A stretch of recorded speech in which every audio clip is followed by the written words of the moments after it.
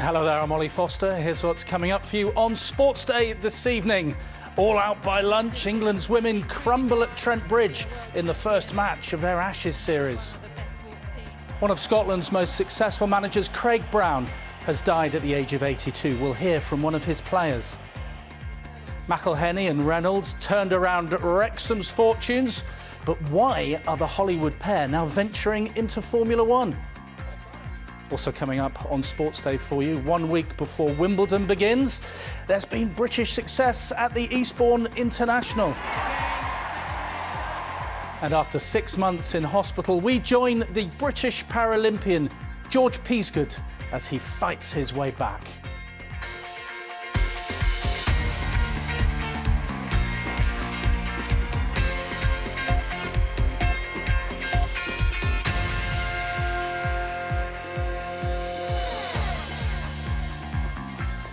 Good evening to you. Welcome along. A really summery feel to Sportsday on this Monday. Lots of cricket and tennis. We're going to start with the women's Ashes because England have lost their one-off test to Australia on the final day at Trent Bridge. They had hope this morning with 152 runs required, 5 wickets in hand, but it was all over by lunch. Joe Curry reports from Trent Bridge. Arriving early for what promised to be a scintillating finale to the test. England resuming on 116 for 5, needing another 152 for a memorable victory. I'd like it to go England's way. I've got a feeling they might go Australia's way. But we've got to start, we've got a chance, the sun's going to shine. Hopefully by lunch we'll be all wrapped up. Hopefully we can get Crossy and Denny White out nice and early. This is a fine balance for England. Yes, they need runs, but they also can't afford to lose quick wickets. It's a big ask, but it's not impossible. And of course, this is the Ashes. Anything can happen. England came out fighting. Oh, she's crashed that away. But this followed shortly afterwards. Night watcher Kate Cross gone early. Enter Amy Jones. Alongside Danny Wyatt, this was the partnership England fans were resting their hopes on. But those hopes were quickly dashed. Jones out by millimetres. 2 broken fingers, no problem for wicketkeeper Alyssa Healy. The narrowest of margins, but the biggest of blows. Wyatt reached her maiden Test 50 to take England within double figures of their target. The question was, could her teammates keep her in long enough to see the job through? They couldn't. A collapse by the tail end handed Australia victory before lunch. Australia complete a magnificent victory. And assured they got their series off to the perfect start. England now have to win 5 of the 6 white ball matches to guarantee regaining the Ashes. Well, let's head live to Trent Bridge now and speak to Joe. Evening to you, Joe.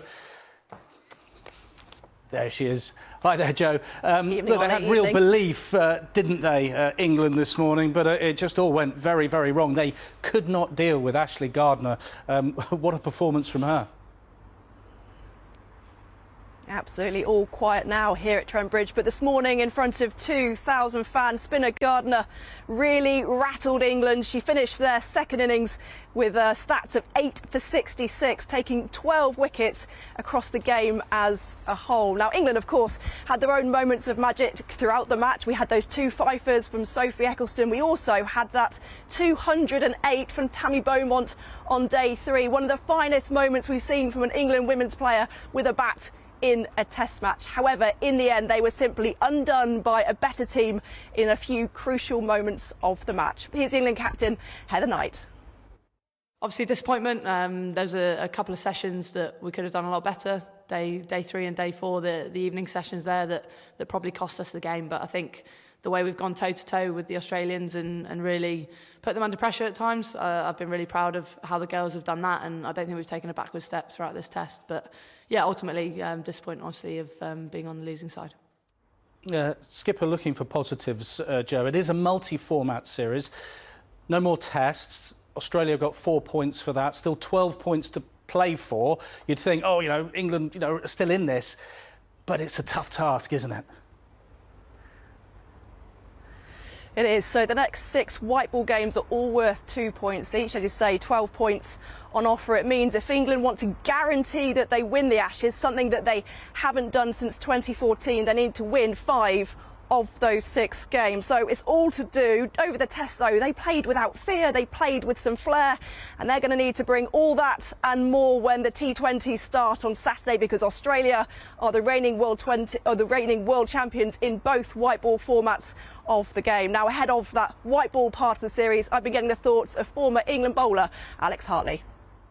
They've got a few days till they meet up as a T20 side before Saturday's game, so they have to take those few days off, they have to reflect and look at where they can get better. But the message from the head coach is all about positivity, it's all about taking the game on, so there's so many positive things to come out of that game. Lauren Filer as well was outstanding, getting Elise Perry twice in a test match. I mean, everybody will be happy with that. So yeah, you know, they have to pick themselves up, and they've got to win 5 out of the 6 white ball games, which will be tough, but take it game by game and moment by moment. Let's talk about these white ball games then. It starts with 3 T20s. What kind of changes do you think we'll see to the side, and do we need to change anything mentality-wise? I think the mentality stays the same. I've been really impressed with how Heather Knight, the captain, spoken post-game. She's been upbeat, girls, there's been some brilliant play. We just need to reflect and move on. We'll see a slight shift in the squad, no doubt. We'll see some players come in. Sarah Glenn will come in.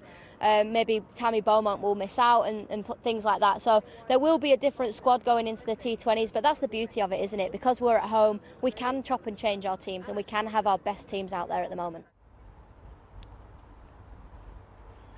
Yes, a few days now for both teams to rest and recover, and perhaps in England's case to decompress as well. The first T20 gets underway on Saturday evening at Edgbaston. There will of course be full coverage across the BBC. Live from Trent Bridge. Many thanks indeed. So England's women, they have made a losing start to their Ashes series. The second test in the men's series starts on Wednesday at Lord's. England one down in that after losing the opening match at Edgbaston by 2 wickets. Our sports correspondent Jo Wilson has been with the squad today. There's always plenty to look out for at an England training session, especially 2 days before an Ashes test match, especially when there's so much scrutiny about Moeen Ali's injured finger. Now, we were watching, he had the ball, it was spinning. Look out here for a man half Moeen Ali's age. Rehan Ahmed, welcome to the Ashes squad. Remember his potential not just as a spin bowler, but as an aggressive batter. Right. Mark Wood, England's fastest bowler, left out of the first test match, was waiting, pondering, but above all that lies England's mindset. Above all, they are 1-0 down. I think in the past a lot of England players might have felt a little bit nervous and trying to ensure they don't lose the second test. Is there any of that feeling in the England dressing room this week? Absolutely not. I mean, look, there's a lot of chat about it, and we spoke positively about the game. We were gutted at the end of the game, of course, to lose, as you should be in a game like that. You put in 5 days hard work, and to end up just on the wrong side of the result was sort of, you get back to your sport and you're like, oh man, how annoying is that? But then we spoke positively about the game. We spoke about what we did well, what we can improve on this week, but there's no sort of fear of losing, and that's something that this team's never going to have. We might be, if we go 2-0 down, we're going to see it as a chance to win 3-2. Sounds good, but let's be clear, there's a very confident group of Australians in front of the pavilion. Look at David Warner, first slip, and a certain swagger. More coming up. Australia could make changes. I mean, they could bring in Mitchell Starc. You know, we're coming off a good week, but we know we can play better cricket, and you know, the way that England are playing their cricket, they're going to come as hard, if not harder. So, yeah, if I do get the chance, it's going to be an exciting week. If not, it's the lunches here are pretty good too. The voice of experience. And experience tells us that 2-0 up in an Ashes series is a very, very strong position.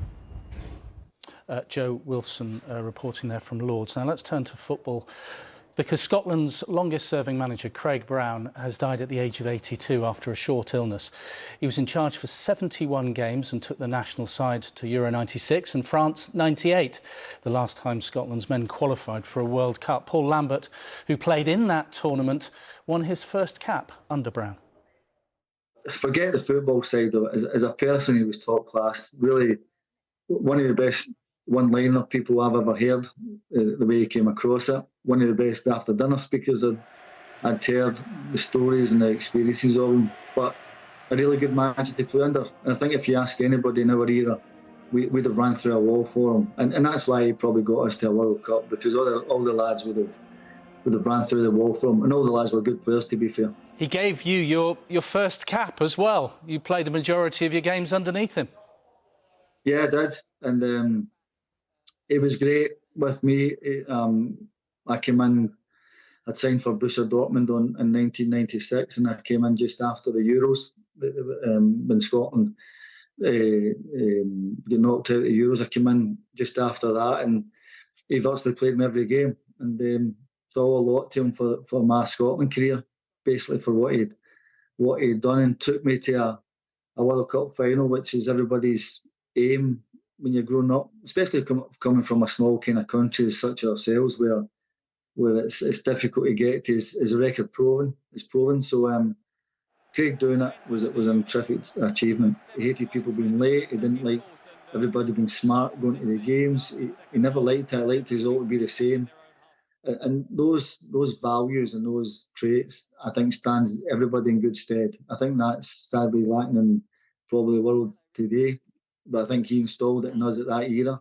So I think he was brilliant for that. He really was. Maybe sometimes it went over the mark a little bit, but you ask anybody, and I'm talking about all the top players he worked with, I'm pretty sure most everybody would say top person. And his legacy, Paul? Was last man to take us to a World Cup final, or World Cup finals. That's an extraordinary feat on its own. I think the way he embraced all the lads. I said before, it's a real sad day, this, because I was shocked that when I heard the news that he'd passed away. His legacy, I think, would be one of the good guys, without a shadow of a doubt. But I'm talking about off the pitch. You could have a real good laugh with him, a real good conversation. But his last man to take Scotland to a World Cup. Paul Lambert giving us his tribute to Craig Brown, the former Scotland manager who's died at the age of 82 today. Well, let's stay with football, because today's big transfer news is that the Manchester City captain Ilkay Gundogan has signed for Barcelona. His contract at the treble winners is up at the end of the week, so he goes on a free transfer. Our reporter Ben Croucher can give us some more details on this deal. He goes on a high, Ben.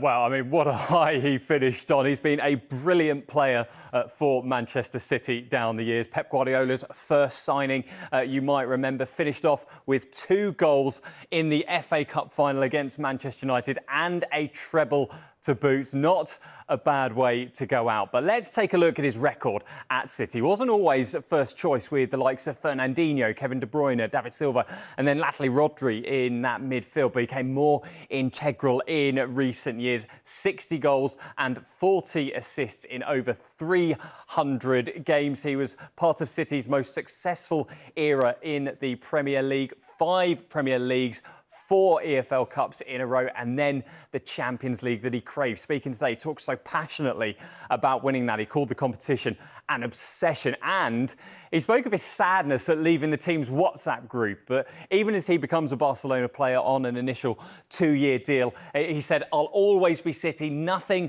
can break that bond. Love on the highest level possible." The question is, just how does City replace him?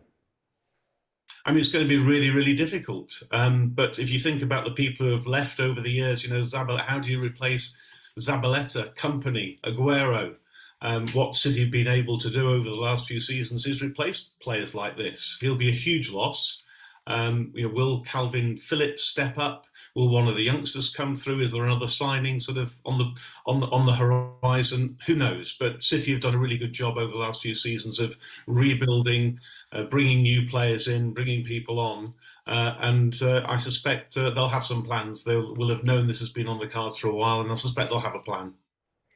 So, Ben, Gundogan signs on a free at the end of the week. At the end of the week, there are going to be hundreds of players who are free agents. Yeah, across the Premier League, across the Football League, across Europe. Contracts expire at midnight on Friday. Now, Arsene Wenger, at the end of his time at Arsenal, said that players running down contracts and leaving on frees would become more common because transfer fees are so high. Just look at the sums reportedly being demanded for Harry Kane, who's only got a year left on his contract. Now, for the players, the longer they leave it, the more power they have to demand higher wages. They get nice signing-on fees if clubs aren't shelling out a transfer fee as well.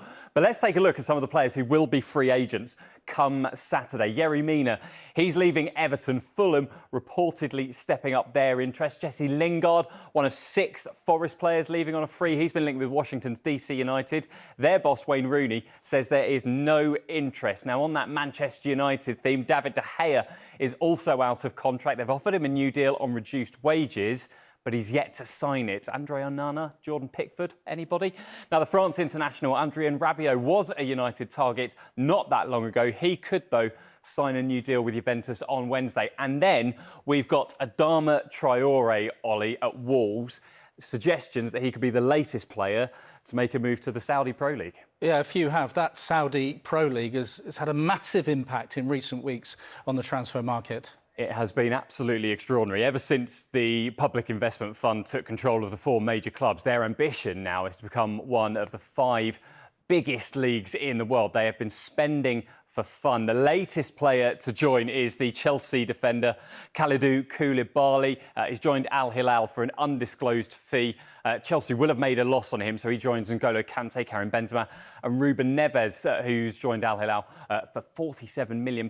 There are questions over whether Saudi clubs are distorting the market by paying overinflated transfer fees, but players can earn enormous wages, dwarfing their Premier League earnings. Now, there are reports that Koulibaly's ex-Chelsea teammate Edouard Mendy has agreed a deal with Al Ahly. There's talks of Hakim Ziyech as well. Arsenal's Thomas Partey could join him too. Bernardo Silva, not out of contract at the Etihad Stadium with Manchester City, but it's believed he's been offered £75 million a year. So along with Gundogan, that would create quite the hole for City. But Ollie, with those sums on offer, money talks.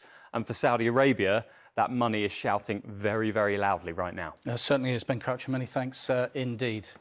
Right, quick look at some of the other football headlines for you today. Luka Modric has been linked with a move to Saudi Arabia as well. But the 5-time Champions League winner has signed a 1-year extension to stay at Real Madrid. It will be the 37-year-old Croatian's 12th season at the club. Former Republic of Ireland striker Robbie Keane is the new head coach at Maccabi Tel Aviv. 42-year-old has signed a 2-year deal with Israel's most successful club, but they haven't won the league since 2020. German side.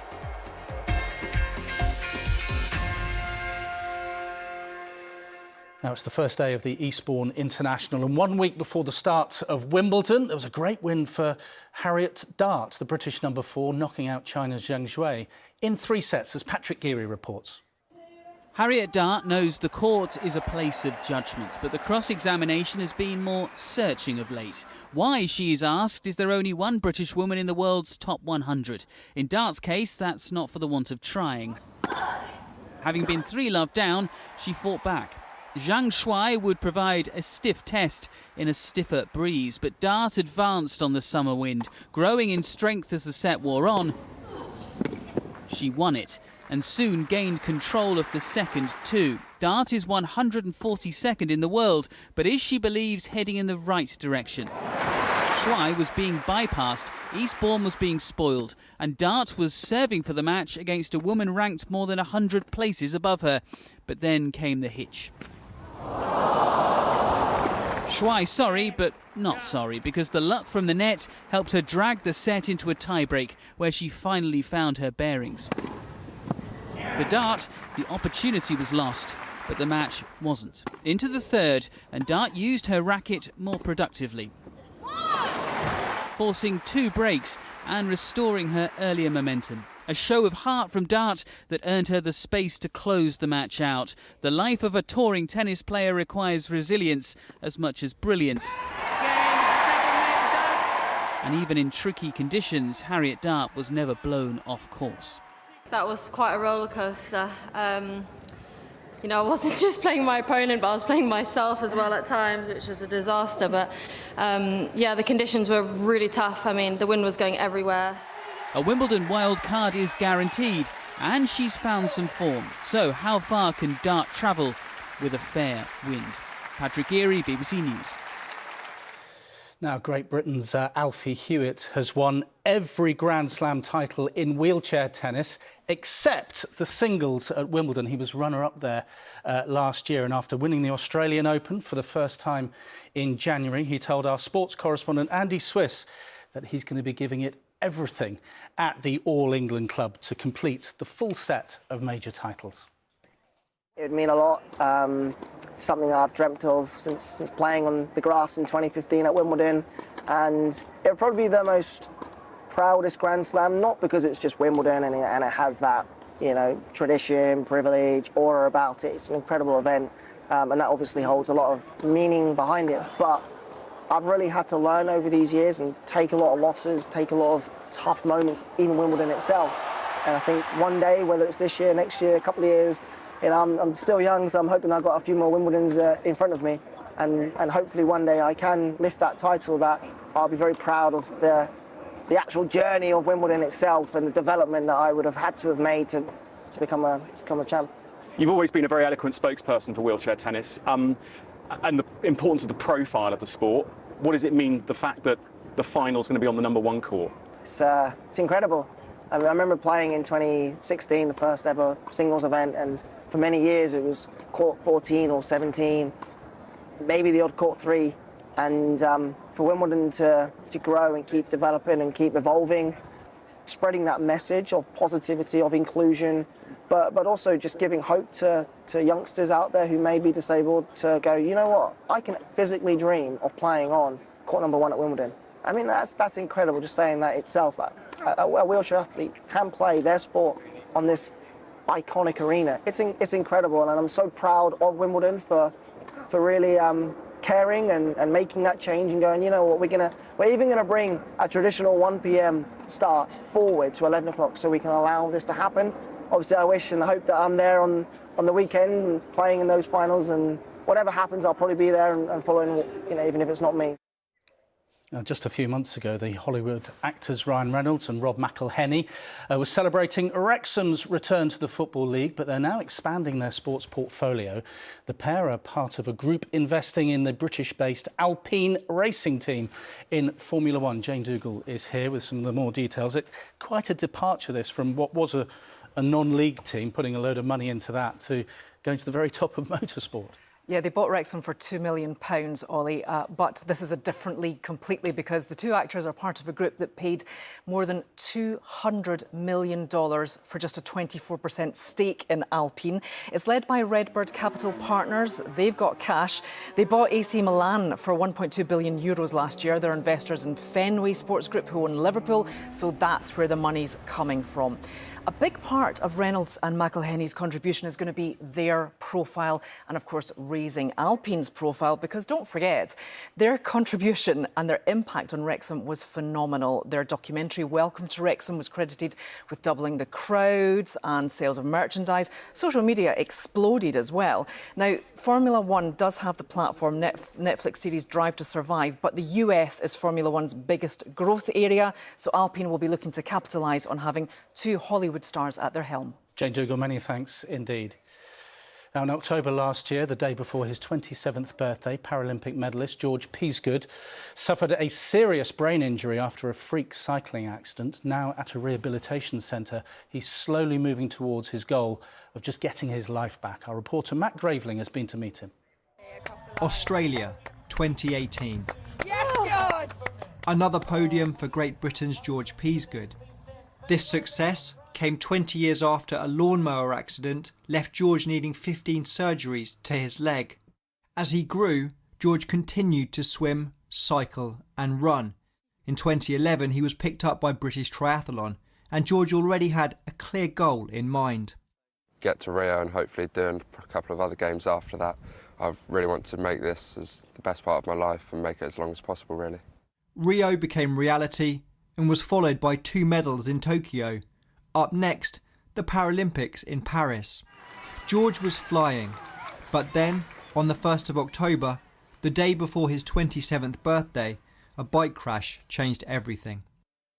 Rushed to hospital with a serious brain injury, doctors said George was in the deepest level of coma. His family were told to expect the worst. But then, 6 weeks later, George woke up. Felt like I was woken up from a dream. So literally everything from October, November, December, up until 30th of January felt like a dream. After 6 months, George left hospital. And now, here in Leicestershire, 85 miles away and 9 months on from the crash which almost claimed his life, George continues to beat the odds. Every day is a positive, like literally every day is a step forward from there. Got 3 hours of intense rehab. Each week I also have a counselling session, which is like that's more the mental side of things. Every day is just massive rehab focus. Good, keep driving, keep driving, keep driving. Good work, work, work, work, work. Good, ease off. Really? George is fantastic. His ability to just get on with it and crack on and work hard and make the best of a pretty poor situation has been inspiring. To have gone from being told that it's unlikely he's probably ever going to walk again, let alone run, to then doing the things that I've seen him doing the past few weeks he's been here has been incredible. While any talk of competing is on the back burner for now, George says that overcoming adversity at a young age was what saved his life this time around. It's like being stubborn. Like I've learned to be so stubborn and never take no for an answer. And I just want my life back, the way it was before my accident. That's all I want to do, is try and get my life back. You going to get there? Yeah, definitely. Matt Graveling, BBC News. George Peasegood, all the very best of luck to him. Just a reminder of our top story. England women have lost the one-off test against Australia by 89 runs, bowled out for 178 by lunch. The Ashes series continues on Saturday with the first of 3 T20s, then the one-dayers to follow. England's women have it all to do. From me, Ollie Foster, and the rest of the Sportsday team, goodbye.